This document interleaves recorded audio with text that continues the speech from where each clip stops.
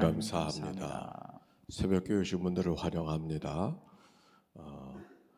명절이 아니 휴일이 되어져서 와라 목사님은 집에 좀 가시고 우리 여상철 전도사님이 사회를 보시는데 어저께 목사가 되는 그 면접이 있었대요. 그래서 면접에 통과가 됐다고.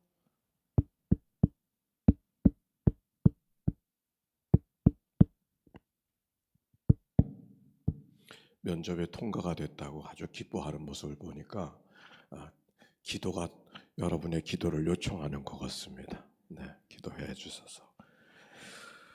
자, 오늘 창세기 20장의 말씀입니다. 아브라함과 사라의 그랄에 머물렀던 이야기가 기록이 되어져 있습니다. 그리고 그랄 지방의 족장이었던 아비멜렉의 이야기가 이 말씀 속에 기록이 되어져 있습니다. 오늘 말씀을 잘 이해하기 위해서는 두 가지를 우리가 기억해야 되는데 어저께 고대인들 성경시대 성윤리에 대한 이야기를 말씀을 나누었죠. 오늘 성경 말씀 속에서는 성경이 어떻게 쓰여졌을까 하는 얘기를 잠깐 이해를 해야 합니다. 우리가 이렇게 하나님의 말씀이 있지만 이 하나님의 말씀이 하늘에서 뚝 떨어졌겠습니까? 어떻게 생각하세요? 그게 아니죠. 하나님께서 하나님의 일들을 누군가를 통해서 그의 삶의 경험과 그의 삶의 고백을 통해서 하나님에 대한 삶의 경험들을 기록한 말씀이 성경 말씀으로 시작이 되어졌고, 그리고 성경 말씀이 처음부터 이렇게 한 권의 책이 아니고 성경은 적어도 큰 두 권, 신약과 구약, 예수님 오시기 전에 글과 예수님 오신 다음에 글로 나눠지고, 그리고 예수님 오시기 전에 글도 모두 39개의 책으로 만들어져 있다고 하는 말씀. 그래서 합해서 66권의 책입니다.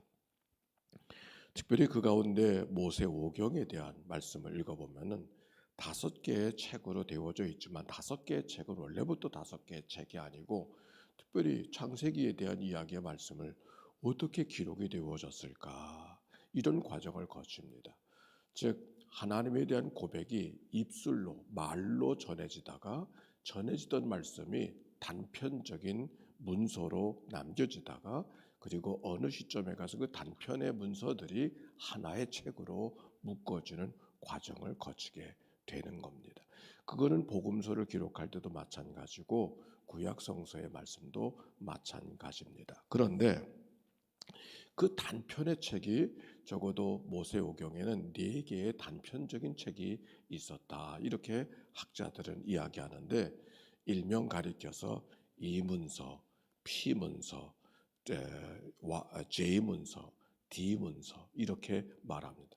왜 이문서, J문서, P문서, D문서라고 이야기하냐면 어떤 문서 속에서는 하나님을 엘로힘이라고 하는 말을 사용해서 하나님을 표현하는 그 문서가 있고, 어떤 문서에는 야훼, 여호와 하나님을 하나님으로 고백하면서 쓰여져 있는 문서가 일관되게 그렇게 되어져 있고, 어디는 또 여호와와 하나님을 같이 여호와 하나님 이렇게 같이 사용해서 사용되어지는 그런 문서가 있는 것을 알기 때문에 우리가 경상도 사투리와 전라도 사투리를, 충청도 사투리를 금방 아는 거 아닙니까? 우리가 외국인들이 보면은 그 말이 그 말 같지만은 한국 사람은 금방 느끼듯이 성경학자들은 이게 Y 문서에 속하는 것인지 J 문서에 속하는 것인지를 금방 알아챌 수가 있는 것이죠. 그러므로 그런 여러 가지 몇 개의 단편이 있다고 하는 것은 부인할 수가 없는 것이었습니다. 마치 한 민족이 살아가되 호남 사람도 살고 경상도 말도 살고 충청도 말도 살고 경기도 말도 살아서 한민족을 이루듯이 모세오경에는 이렇게 몇 가지의 문서를 통해서 하나님에 대한 고백이 오늘 우리에게 전해지고 있음을 기억하게 되어집니다. 내가 이 말씀을 여러분 오늘 드리는 말씀을 좀 낯설어 할 것 같아서 이 말을 어떻게 하면 더 잘 설명할 수 있을까 생각하니까 이런 경우에요. 여기 우리 정용옥 교우님도 계시는데 저 집이 올갱이 집 아닙니까? 근데 저는 어렸을 때 올갱이라는 말을 들어보지도 못했어요. 그 같은 올갱이를 저쪽에서는 다슬기라고 말하죠. 근데 우리가 어렸을 때는 이 근방에 살던 사람들은 다슬기도 모르고 올갱이도 몰라요. 그러면 그런 게 없었는가? 뭐라 그랬냐면 고둥이라 그랬어요. 이거 민물에서 살아가는 고둥이고, 그런데 그게 다 그 말이 그 말이란 말이요. 똑같은 거예요.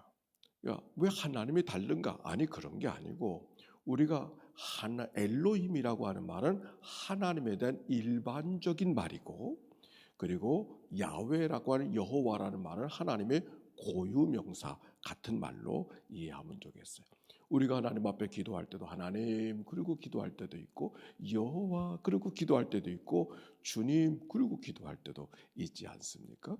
제가 왜 이렇게 이야기를 시작하냐면, 오늘 창세기 20장에 시작되어지는 말씀이 아브라함이 그랄 골짜기에 가서 자기 아내를 누이라고 해서 생존의 본능, 위기를 모면하는 기사가 기록되어져 있는데, 이 얘기는 창세기 12장에도 똑같이 기록이 되어져 있잖아요. 거기도 가서 애굽에 가서 그와 같은 일을 저질렀기 때문에 거기서는 두 가지 해석이 있어요. 이거는 문서가, 오늘 성경에 있는 문서는 엘로힘 문서입니다. 그런데 창세기 12장에 있었던 문서는 제 문서, 야훼 문서, 문서가 다르기 때문에 이것은 중복되게 기록한 말씀이 아닌가, 이렇게 학자들이 이해하기도 하고, 또 한편에서는 이건 아브라함이 거듭해서 실수한 거다, 그렇게 이야기하기도 합니다. 어쨌든 오늘 성경을 통해서는 아브라함의 실수가 반복되어지는 이야기가 기록이 되어져 있는 것이죠. 그런데 이 실수하는 아브라함의 모습을 보면서 우리는 무슨 생각을 하냐면, 그렇지, 실수가 많은 게 인간이지. 그렇죠? 실수가 많은 게 인간이지. 아브라함이 그동안 많은 믿음의 연단들을 가졌지만 여전히 실수하고 있는 그 아브라함의 모습은 아브라함만의 모습이 아니라 이 땅을 살아가는 우리들의 모습인 것을 알게 되죠. 근데 오늘 성경 속에서는 사실은 아브라함이 주인공이 아니고 아비멜렉의 주인공이에요. 그 아비멜렉이 아브라함이 누이라고 해서 사례를 자기 부인으로 데려다가 후초로 삼으려고 했었는데, 아직 아마 하룻밤을 지나지 않은 것 같습니다. 나 아직 손도 대지 않았다고 막 그렇게 변명을 하는 거예요. 그러면서 나는 그러려고 하는 마음이 전혀 없었고, 저가 누이라고 이야기하니까 내가 새 처로 얻어도 되는가 보다, 이렇게 생각했을 뿐이지, 내가 이것은 무슨 범죄하거나 잘못한 것이나 욕심이 생겨서 그런 것이 아니라고 하는 얘기를 아비멜렉이 극구 변명하는 이야기가 오늘 성경 속에 기록이 되어져 있지 않습니까? 그런데 하나님께서는 그것을 용서하는 이야기가 기록이 되어져 있었어요. 그래서 용서가 그 하나님 앞에 받아들여져서 그런 것인지, 맨 마지막 절 보면은 다시 아비멜렉을 축복하는 이야기가 성경 속에 기록이 되어져 있어요. 아비멜렉의 변명 가운데 한 말씀이 3절의 말씀이에요. 우리 한번 읽어볼까요? 3절 시작. 그 밤에 하나님이 아비멜렉에게 현명하시고 그에게 이르시되 내가 데려간 이 여인으로 말미암아 내가 죽으리니 그는 남편이 있는 여자임이라 그랬어요. 아비멜렉이 그 처를 데려오려고, 아브라함의 아들을 자기 처로 데려오려고 막 그랬는데, 하나님이 꿈속에 아비멜렉에 나타나셔서 말씀하시니 그러면 안 된다고, 너 그러면 죽어, 그런 말씀이 오늘 본문에 있는 이야기죠. 하나님이 이렇게 간섭해 주시니까 얼마나 감사해요. 우리가 때때로 죄를 저질러도, 잘못을 저질러도 아무 일이 없는 게 그게 감사한 일이 아니에요. 잘못한 일이 있으면 하나님이 간섭해 주시고, 때로는 매질도 하시고 책망도 주시고, 이런저런 사건을 통해서 돌이킬 수 있게 기회를 주시는 분이 하나님이시고, 그 하나님이 감사한 일이지, 내가 아무 죄를 저질러도 하나님이 아무런 반응이 없어져, 그건 불행한 일이에요. 오늘 성경은 그렇게 말하고 있지 않잖아요. 하나님이 간섭하고 계셔. 하나님이 아비멜렉을 사랑하셔서 아비멜렉 간섭하셔서 더 이상 일이 진전되지 아니하게 되어졌죠. 그 후에 아비멜렉이 하나님 앞에 항변하는 이야기가 조금 아까 설명. 저는 나쁜 의도가 없었습니다. 나는 다만 그죠? 누이라고 하니까 또 후처를 얻는 것은 고대 문화 속에서는 별로 어려움이 아니었거든요. 오늘 여기 성경 속에 있는 말 속에서 아브라함이 자기 아내를 누이라고 했다는 이야기를 하는데, 사실 이거는 거짓말한 것은 맞긴 하는데 아주 거짓말은 아니에요. 왜냐하면 실제로 이복 누이였기 때문에. 이복 누이, 여기 성경 속에 기록이 되어져 있잖아요. 실제로 그가 우리 이복 누이였다. 그런데 누이와 결혼하는 것이 고대인들에게는 법적으로 성률적으로 잘못된 것이 아니었던 시대였어요. 즉 암몬과 다말이 결혼하는 것이 강제로 되어졌기 때문에 문제였었지, 할 수 있으면 할 수 있었던 이야기가 성경의 배경인 것처럼 오늘 성경에도 아브라함과 사라는 실질적으로 이복 누이와의 관계였었다고 하는 것이 오늘 성경에 기록이 되어져 있는 것이죠. 아비멜렉이 막 항변하는 그런 이야기가 기록이 되어져 있어서 하나님이 아비멜렉에게 말씀하시고 아브라함의 말을 들으라고 하는 이야기가 기록이 되어져 있고, 아브라함이 아비멜렉을 위해서 기도해 주는 이야기가 기록이 되어져 있어요. 그래서 아비멜렉의 일들을 하룻밤을 자지 않았다고 하는 것 때문에 변명이 된 것이 아니라 잘못된 의도가 아니었다는 사실을 인정하고 그에게 자식을 낳게 하는 이야기가 기록이 되어져 있어요. 결국 아비멜렉이 또 다른 처를 얻으려고 했던 것은 다른 욕심이 아니라 또 다른 자식을 낳으려고 했던 욕심이었음을, 계획이었음을 성경이 우리에게 이야기하고 있는 거죠. 오늘 말씀을 통해서 우리가 뭘 기억해야 되는가 하는 얘기는 한마디예요. 하나님은 늘 우리의 의도를 보신다는 게, 의도. 기독교의 윤리와 밖의 윤리의 차이가 어떠냐면, 세상에서는 의도가 어떻든지 간에 죄를 저지르면 결과를 갖고 판단하죠. 결과를 갖고 판단해요. 근데 성경적 윤리, 아니 하나님의 윤리는 뭐냐면 결과가 문제가 아니고 의도. 어떤 의도를 갖고 그 일이 동기를 판단하신다는 말씀인 것이죠. 오늘 성경이 바로 그렇잖아요.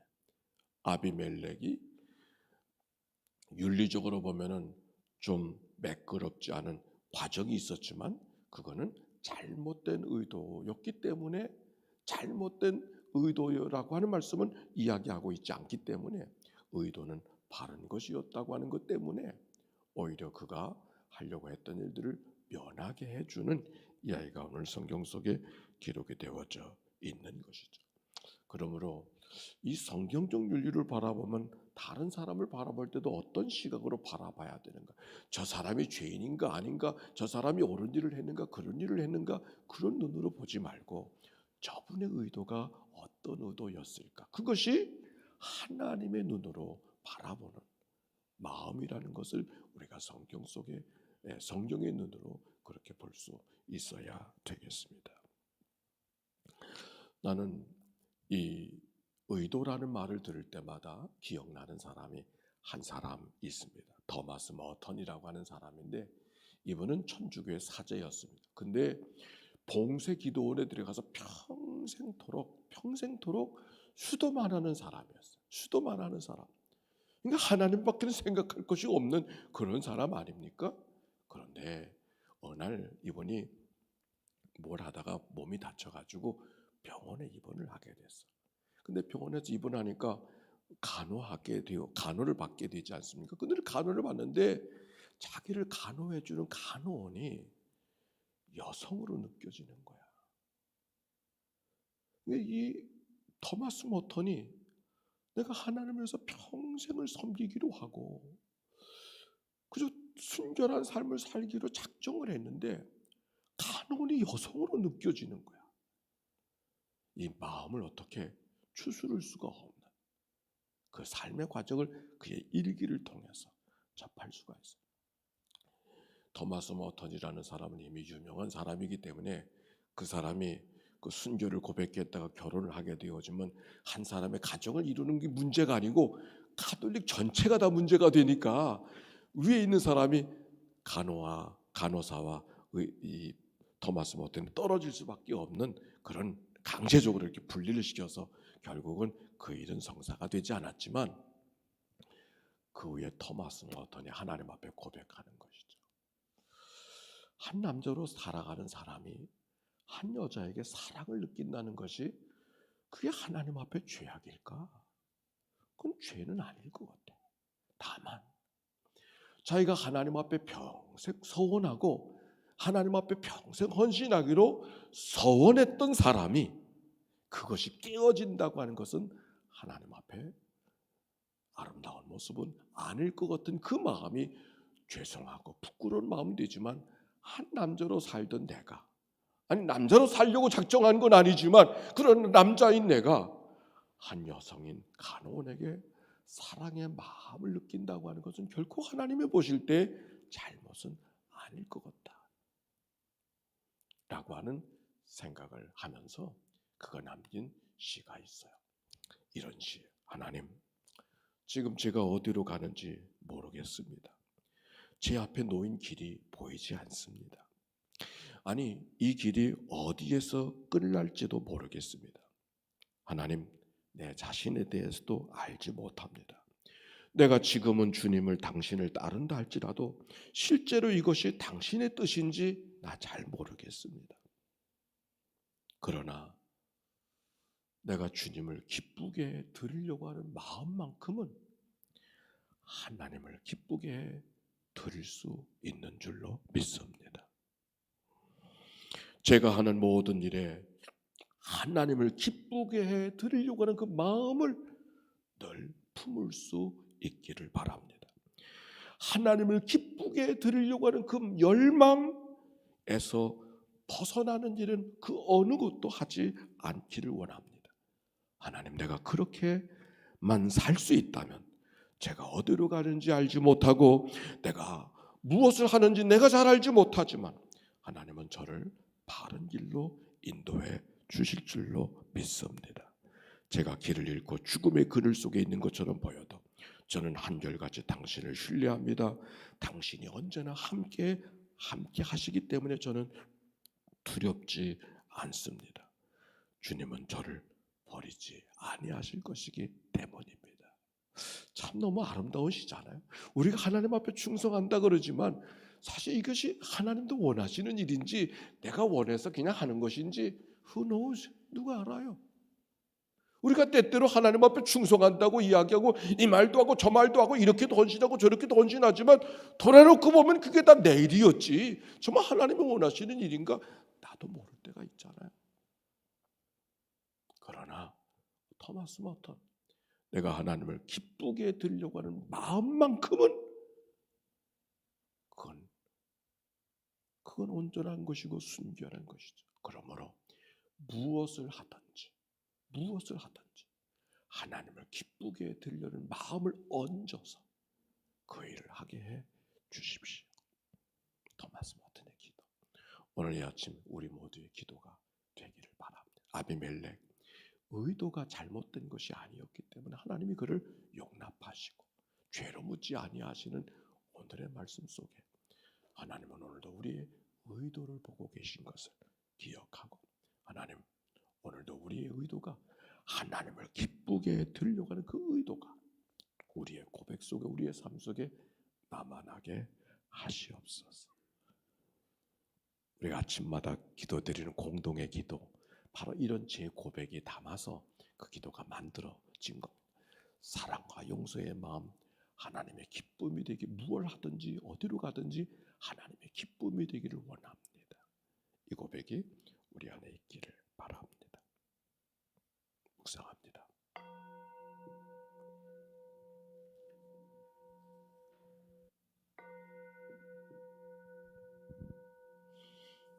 그렇습니다. 하나님, 우리가 하나님 앞에 잘한다고 열심히 한다고 최선을 다한다고 하지만 정말 그것이 하나님도 기뻐하시는 일인지 바른 길을 걸어가고 있는지 때때로 후회스럽고 실수를 거듭하는 인생임을 부인할 수가 없습니다. 오늘 아브라함의 실수, 아비멜렉의 실수들을 바라보시면서도 그들의 의도가 어디에 있었는가를 주님께서 말씀하고 계시고 그 속에서 가르침을 주시는 하나님.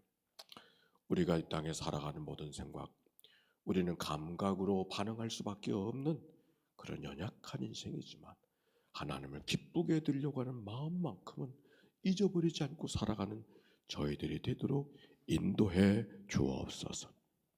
예배당 안에서 되어지는 일이나 예배당 밖에서 되어지는 일이나 학교에서 되어지는 일이나 일터에서 되어지는 일이나 무슨 일을 하든지 하나님의 기쁨 되기를 원하는 간절한 기도와 소원을 잃어버리지 않는 저희들 되게 하옵소서. 하나님, 오늘도 드려진 예물을 축복하시옵소서. 하나님의 기쁨 되기 원하는 저들의 간절한 소원과 예물을 연락하여 주시옵시고 저들의 마음의 소원을 뜨시고 뜻을 행하신 하나님, 그 가는 길을 선히 인도하여 주시되 아비멜렉을 간섭하시고 아브라함을 이끌어 주셨던 것처럼 저들의 삶을 인도해 주옵소서. 병상에서 이 아침을 맞이하는 식구들, 이른 새벽 하나님 앞에 첫 시간을 하나님 앞에 드리는 저들의 마음속에 이 저녁 하나님 감사합니다 고백하며 하루를 살아갈 수 있도록 복 내려 주옵소서. 예수님의 이름으로 기도하옵나이다. 아멘. 이제는 성부, 성자, 성령 삼일체 하나님의 크신 은혜와 사랑과 역사가 이제와 같이 영원히 함께해 주시기를 축원하옵나이다. 아멘. 함께 기도하며 출발하겠습니다. 나라와